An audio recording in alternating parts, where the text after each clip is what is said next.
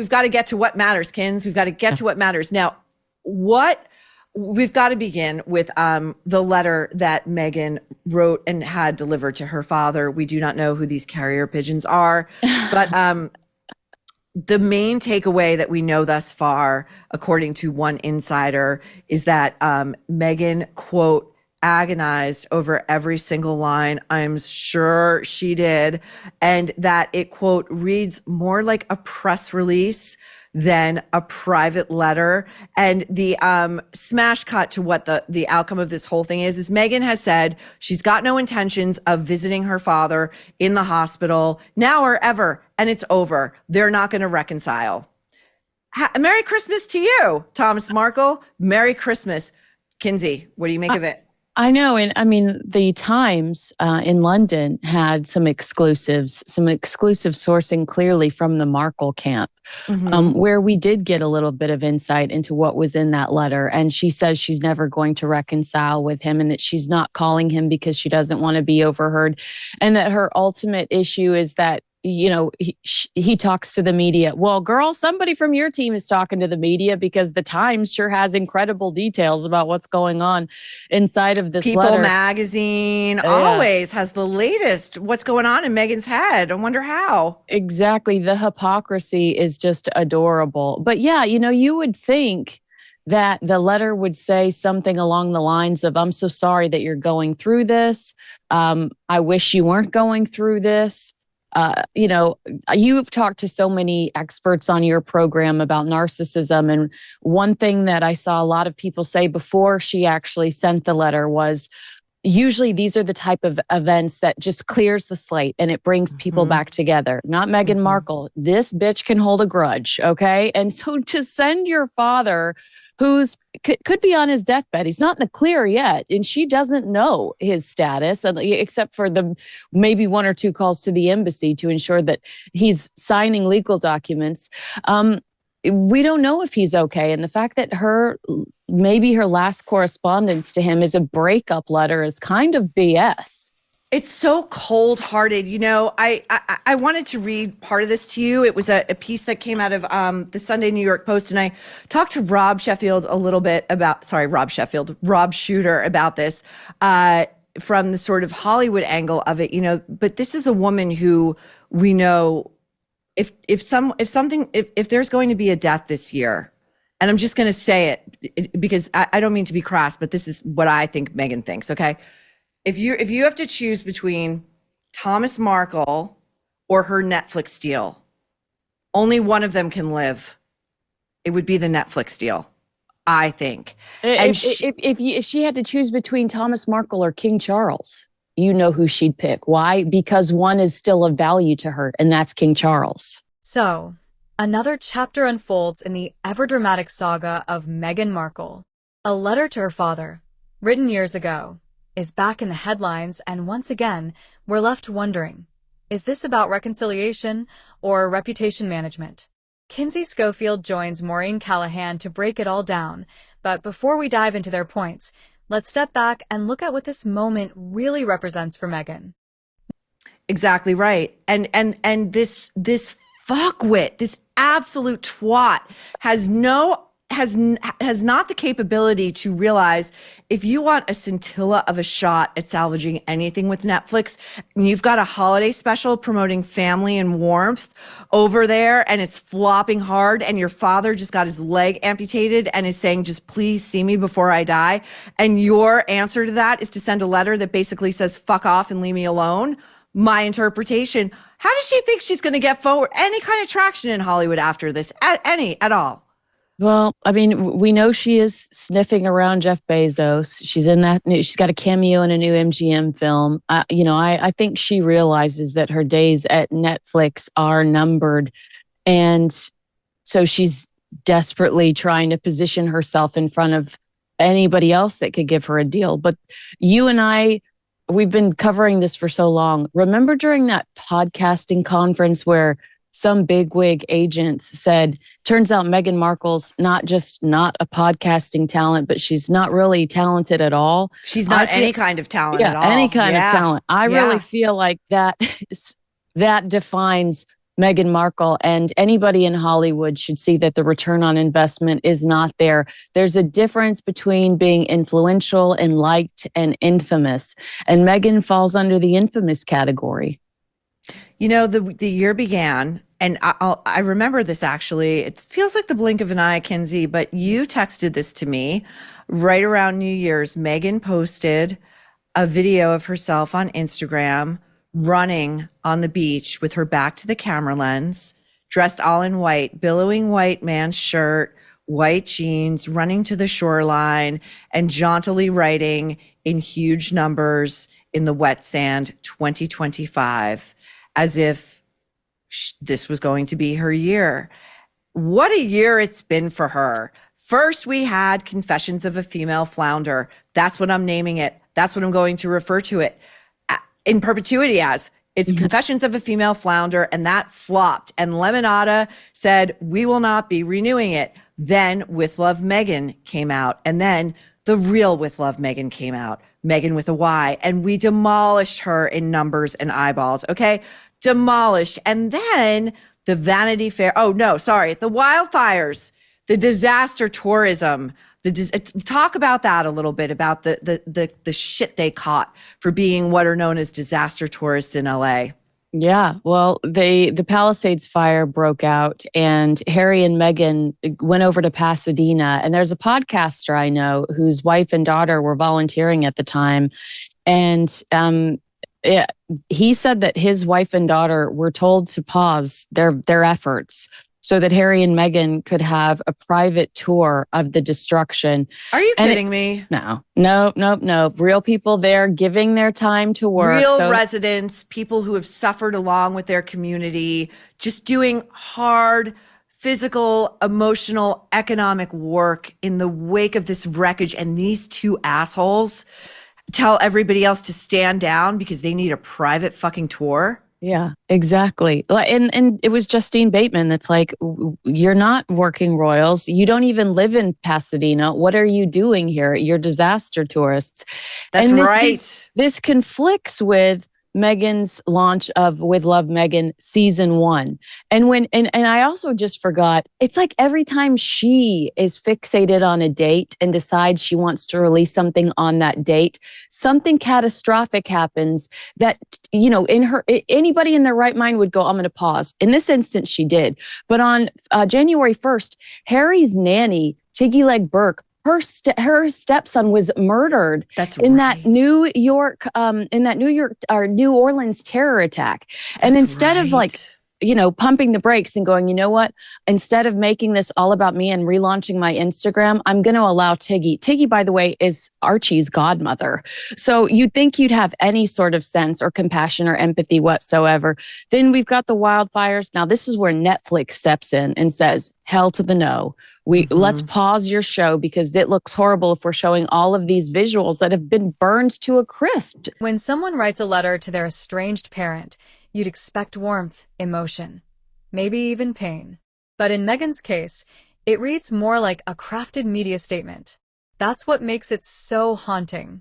This isn't a daughter reaching out. It's a brand reasserting control. Whether that was her intention or not, it shows just how blurred the line has become between Meghan the person and Meghan the product. Since we shot this show. And so they do pause it there. But if we actually sat down and went through the Meghan Markle timeline, Meghan releasing a wine on Princess Diana's birthday, who died at the hands of a drunk driver, so many of these dates conflict with, major incidents or historical incidents that anyone in their right mind would be like, is this a sign? Is this a sign? Should I just throw in the towel? I know. You're so right about that. Let's talk a little bit about what I think was it landed in the summer, if I recall correctly, and it really was an indisputable piece of evidence that the American mainstream media, the streamers are doing whatever they're doing to get the contract fulfilled, whatever. But the media itself has really had it with those two. They put Harry and Meghan on the cover, and the headline was American Hustle. Yeah. And it was all about the ways in which those two have never truly followed through with any of the business partners who have given them hundreds of millions of dollars to produce what they promise they're going to produce, and how at the end of the day, there really is no there with either one of them. And that former employees needed therapy. I mean, that was wild that the attorneys were like, that one will clear. That former employees of Meghan Markle that worked for her via Spotify were so traumatized, and that she was, trying to make edits at the very last minute. And, she was just had very unrealistic expectations. Remember, she had 17 producers on that hideous podcast, Archetypes, which should have been called Stereotypes, because Meghan doesn't know. Kinsey, how many producers do you have? I mean, if we're being honest, 0. But I have a booker. But you produce a podcast that's very popular that people listen to. Thank 0. Why does this trick need 17 people to? And at that, you and I tried listening to the whole thing. It was nearly impossible. It's unlistenable. She is so dull. She's so uninteresting, and it's not the kind of dull where you're like, I think she's trying to make herself as blank of a slate as possible. It's like, this is an incurious, unoriginal mind who's got nothing to say. Right. Well, and that doesn't know how to do the job, because really in her head, you could tell she was setting the person up so that she could bring it back to herself. The whole objective was, let me tell a story about myself. Oh, you're Mariah Carey? I don't care, because let me get back to myself. And so an incredible piece of work from Vanity Fair, the American Hustlers article, also goes into Harry's weird obsession with hot chocolate, which, that story continues to evolve. How Spotify going to Netflix. Was it Netflix? No, but Spotify was so desperate for an idea that they said, you like hot chocolate, why don't you judge hot chocolates while talking to a friend? And he went back and seriously contemplated that idea for a podcast. The Netflix, that comes later from page 6. Later in the year, we find out Harry showed up late to a meeting with Netflix executives and asked for hot chocolate. And they were like, we are all adults here. We do not just have hot chocolate on tap, ready to go for your 40-year-old ass. But don't forget my favorite piece from the Vanity Fair article is the Meghan shopping a post-divorce, post-Harry divorce book around. Yes. And the fact that made print, knowing how litigious Harry and Meghan are, that's incredible. While California burns, Meghan and Harry reportedly embark on a quiet tour of wildfire devastation. And look, compassion isn't performative by default. But when it comes to this couple, every move is instantly weighed against their PR narrative. The question isn't whether their intentions were good, it's whether they can ever separate empathy from optics. Now, here's where things take a sharp turn. Rumors that Meghan is already floating the idea of a post-divorce memoir. If true, that's not just storytelling, it's strategic warfare. Thank you for reminding us of that, Kinsey, because I wondered what that conversation must have been like at home when Harry, because there are a couple of things I think you just can't come back from this year, but they're still married, and I don't know what the marriage seems strained to me at best. But wait, but wasn't it you that told me that Tom Cruise waited till the day before it was 10 years with Nicole Kidman because of finances? Yeah, and I've been saying, I've 50-50. repeated that since you said that to me. I think you're absolutely right. But why he doesn't wise up and leave her first? Okay, they're both so litigious, okay?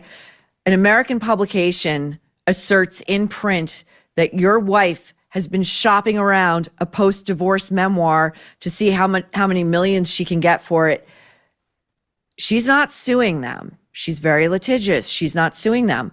What is she saying to him behind closed doors? Oh, Harry, they just made that up. You know how hated I am in America. It's what happened to your mother is going to happen to me, and only you can protect me, probably. And that dimwit fell for it. Same with the lifting of the feet and the crossing of the ankles and the feet up in the chauffeured SUV or limo, whatever, as she drives by Diana's death tunnel and memorializes it on Instagram like it's a flex. Like, what did she say to him? Right. Like, what possibly could she have said to him that would have made any of that remotely okay? does he ever stop and go, there's no way you're always the victim? Or does he happily live in that space too, where they just feel like they're constantly under attack and never make mistakes? Because, back to the Meghan letter, Harry and Meghan sold their secrets to Netflix, to Spotify, to Oprah Winfrey. They've done exactly what they're accusing Thomas Markle of. Are they really that delulu? I think the answer is yes. But really, like, I cannot wrap my brain around, the reports were that when William saw that footage of Meghan putting her feet up as she drove by Diana's death tunnel, that he was seething with rage.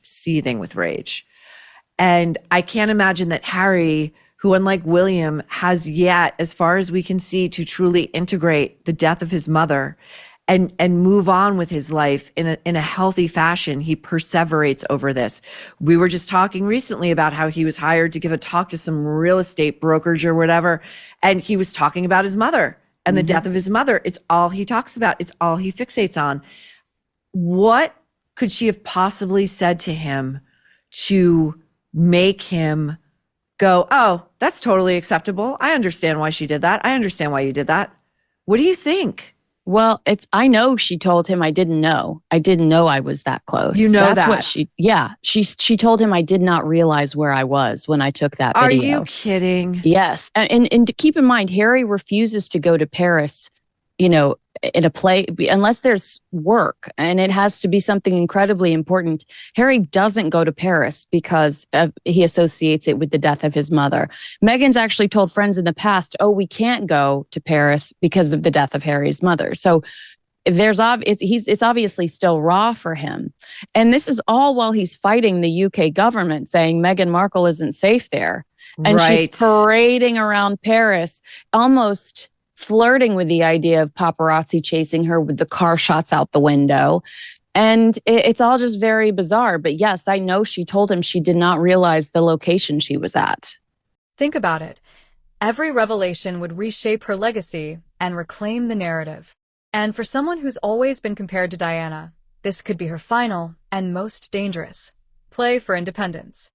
Kinsey and Maureen touch on Meghan's fixation with Princess Diana, but what's chilling is the possibility that obsession may have shifted toward Catherine, the Princess of Wales. It's not about rivalry anymore. It's about identity. Meghan's journey seems to mirror Diana's heartbreak, but without the same public affection. That's a dangerous emotional space. And he fell for it. Oh, yeah. He believed it. He chose to believe it. I think he is in such deep denial. I think deep, deep, deep down, he knows.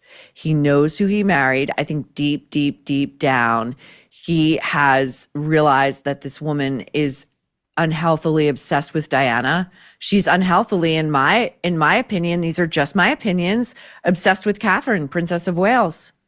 This year we saw Catherine rising, the ascendant queen, who has looked resplendent at any number of formal events, state dinners, and who Meghan, it always seems is, we saw this at the end of the year.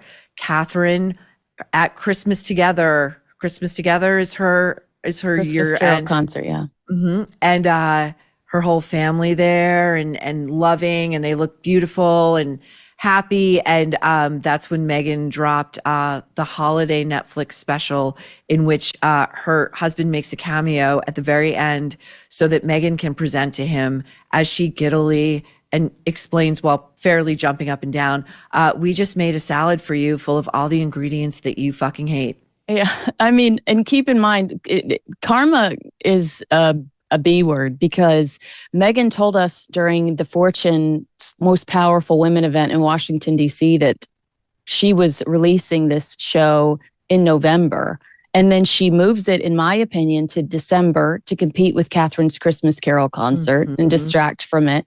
The same day, guess what happens? Her father ends up in the hospital because he has to have a major surgery. I mean, is that not karma? Is that not somebody trying to just nip at her for trying to do just something nasty and disrespect Catherine? But I hope we're going to acknowledge the twerking hospital video, because I still haven't. Please, we cannot forget that. I still haven't recovered from that. And then remember, she went on, and I apologize if I don't pronounce this woman's podcast correctly, but Emma Grande, I think, the girl that works Emma for Kim Kardashian. Grade. It's Grede. Yeah. She goes on that podcast and tries to justify the twerking video, and Emma's like, "Oh my God, it was amazing! All the girls here loved it." And Meghan's like, "It's just me being my authentic self." And you're just like, oh my God, the same woman that claims she wants privacy and shows us the back of her kids' faces because she wants that $95,000 that Hillary from Boston got to show her kids' faces. Like, it's just insane. It was so vulgar, so unroyal. And you just have to sit back and ask yourself, what the hell were you thinking? So this is the kind of thing, again, like I am so happy that the Nerve was born in 2025. You're telling me the story about Meghan on Emma's podcast, and Emma's like, that twerking video with you 9 months pregnant, it was just amazing. We were all talking about how amazing it is. No, it isn't, Emma. It's disgusting. It's meant to diminish and shit on the monarchy. That's what it's meant to do. And it's meant to make anybody who would criticize it be afraid to criticize it, because you're going to say you can't have a dancing black pregnant woman. Like, we're all racists, and it's not so. Secondly, she says to Emma, as you just quoted, I'm just being my authentic self. When I say these people tell on themselves all the time, they do. One that could push her to extremes in how she tells her story. At the heart of all of this lies one haunting truth. Meghan might be fighting a war she doesn't even realize she's losing. The war between perception and authenticity. When every act of kindness feels like a headline, when every family fracture becomes a brand opportunity, who are you really performing for? First of all, so you're being your authentic self as opposed to what? Your bullshit fake self? So you're just telling us there are two people because you clearly feel the need to differentiate. Most people say, hey, I'm just being myself. I don't even say that. I just am myself. There's no need to narrate that. There's no need for an actual explanation. Like, you meet me, I'm myself. That's who I am. You Right. take it or leave it, you know? So she's like, her authentic self. Oh my God. Also, I've watched that video over and over, and I think she was never pregnant. That looks like a pillow to me. It's insane. I mean, why would you, knowing that these stories exist, knowing that people have questioned, and it's constitutionally, it's important to know whether or not these children were born through Meghan Markle's body, because if they weren't, then they should not be in the line of succession. I think it's a fair question. It's a fair thing to ask. Harry and Meghan were so secretive about the birth of Archie. We're already back home in Windsor by the time that they announced that she was in labor. Meghan refusing to do the hospital steps the way that Princess Diana did, the way that Catherine did. So Meghan was so secretive about the birth of Archie. They were, of course, secretive about the birth of Lily. And constitutionally, especially when these two this year were out of control, insisting those children have their titles on their passports, on UK passports. It is an important question. So why would you put a video out there that just ignites the fire and has people asking whether or not you truly were pregnant again? Nothing makes sense that they do. They are a PR crisis team's worst nightmare. So let me ask you this, Kinsey, because these are rumors and reports that I've been reading in the wake of Thomas Markle's hospitalization. I don't know if you know if there's any truth to them or not. But I've read, again, don't know that this is true or not. We're just saying that these are things that are out there, that Meghan allegedly had a hysterectomy, possibly in her 20s, and that Thomas knows about it. And that is a secret that she is desperate to stay a secret, because what if, as has been theorized, she helped hasten Harry to the altar by saying she was pregnant? Oh, I mean, that's all very interesting. What I can say about that is that it is my understanding that Thomas Markle Jr. has made a similar allegation. That is her half brother. And it would make sense to me that she continues to try to discredit her DNA, her family members, who are really the only ones willing to correct this fantasy that she's created, this backstory that she's created, and that continues to evolve. I was saying earlier, it seems like other people in her life, like Trevor Ingleson, just think she's so toxic that they don't want to be associated with her. They don't want to correct the record.